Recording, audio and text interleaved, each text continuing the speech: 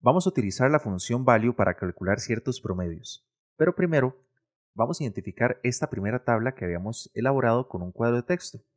Lo vamos a colocar en la parte superior y le vamos a llamar tabla 1 resultados por área de negocio. Podemos asignarle un tamaño de letra un poquito grande para que se observe. Ahora, este mismo cuadro lo vamos a colocar en la parte inferior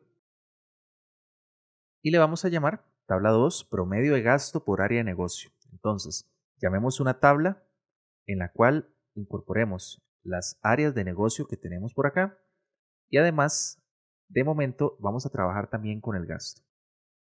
Ahora, lo que vamos a hacer es calcular los promedios. Iniciemos primero con el promedio de cada transacción por área de negocio. Simplemente vamos a incorporar una nueva tabla que almacene promedios en primer lugar. Le vamos a llamar medidas de promedios y dentro de dicha tabla vamos a llamar a la primera medida. Pensemos en que queremos saber cuál es el promedio de cada transacción. ¿Cuál es ese gasto que se registra en términos generales por cada transacción? Y lo vamos a llamar de una forma similar a promedio del gasto por transacción. Simplemente vamos a aplicar la función averageX.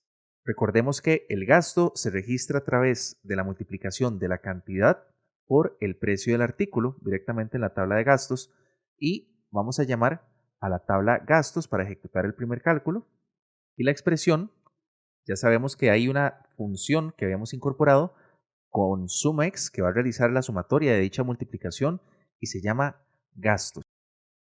Presionamos Enter y averageX lo que va a hacer entonces es a las sumatorias respectivas le aplicará el promedio. Y ahora eliminamos la columna 1 que habíamos dejado en la tabla vacía y tiramos esa medida a nuestra tabla. Vamos a asignarle la unidad que estamos trabajando, dólares sin decimales. Y bueno, esta medida nos arroja resultados por transacción. Quiere decir que si vamos a la tabla de gastos, específicamente a ver los resultados de la multiplicación de la cantidad por precio unitario, bueno, esos datos van a rondar por los 350, 380 dólares según se nos muestra acá para cada unidad de negocio. Ese es el promedio de cada una de las líneas de gasto. Pero, ¿qué tal si queremos sacar el promedio por país? Incorporar un nuevo contexto.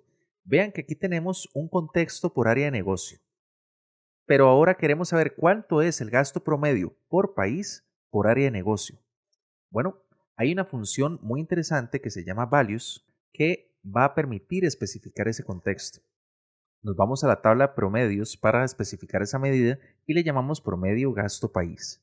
Ahora, nuevamente llamamos a averageX y en esta ocasión no queremos que se dirija a la tabla de gastos, ahora queremos que evalúe el contexto dado por la columna país que se encuentra almacenada en la tabla IT subarea.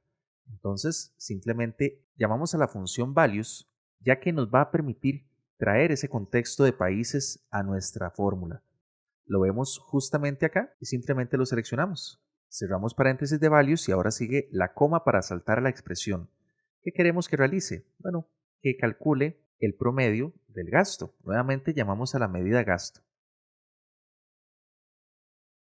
Y ahora incorporamos ese resultado por acá. Le asignamos el formato que buscamos. Y lo que estamos observando por acá es que, por ejemplo, para el área de negocio BU, se está registrando un gasto de más de 10 millones de dólares en total. Por cada transacción, en promedio, se gastaron 372 dólares. Pero, al analizar cuánto se gastó por país, nos indica que más de 5 millones por país se está en promedio gastando para esta área de negocio.